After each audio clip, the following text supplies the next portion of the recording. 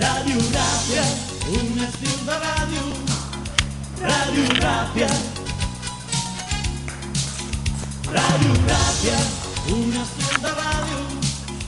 Ràdio Ràpia. 88.6.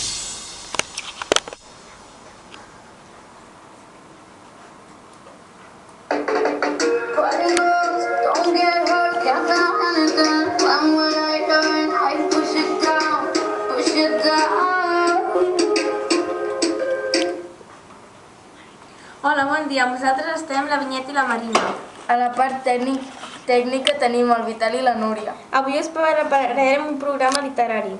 Farem un programa dedicat a un llibre, La volta al món amb 28 correus electrònics. No marxeu, després d'aquesta pausa musical començarem.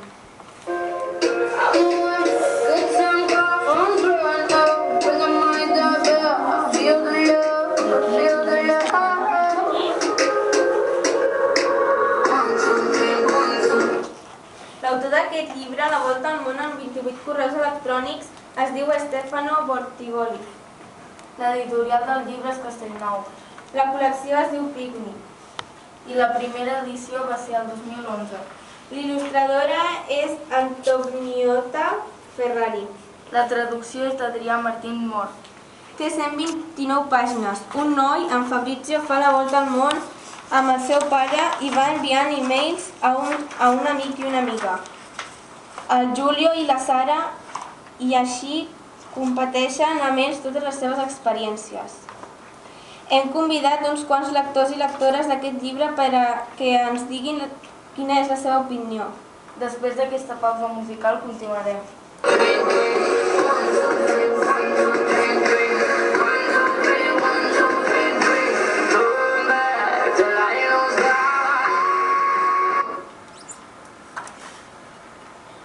Hola Jordi, què me'n dius d'aquest llibre? A mi el que més m'ha agradat és que he descobert coses que no sabia i a més eren coses impressionants.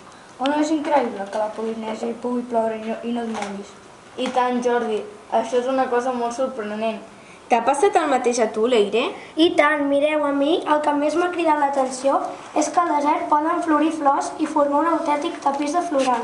Són llavors que poden portar dècades sota la sorra i florir quan cauen quatre gotes, la qual cosa passa excepcionalment, però que de fet passa. En Fabrizio ho va poder veure durant el seu viatge pel Marroc i la veritat, a mi també m'agradaria veure-ho.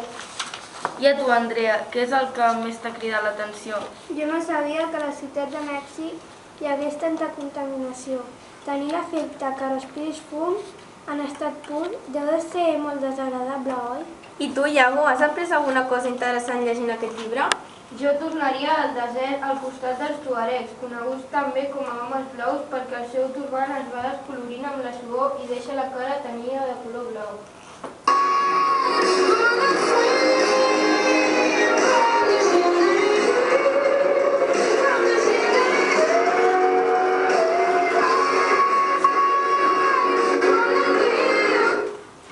Com veieu, llegint aquest llibre podreu descobrir el món sense viatjar.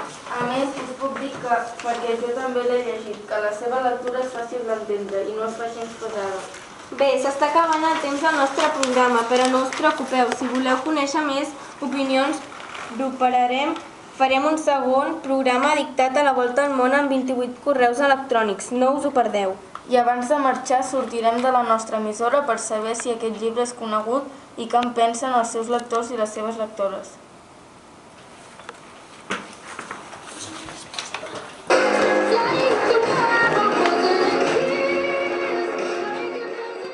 A Ràdio Ràpia una salutació molt viatgera. Adéu! Jo vull fer...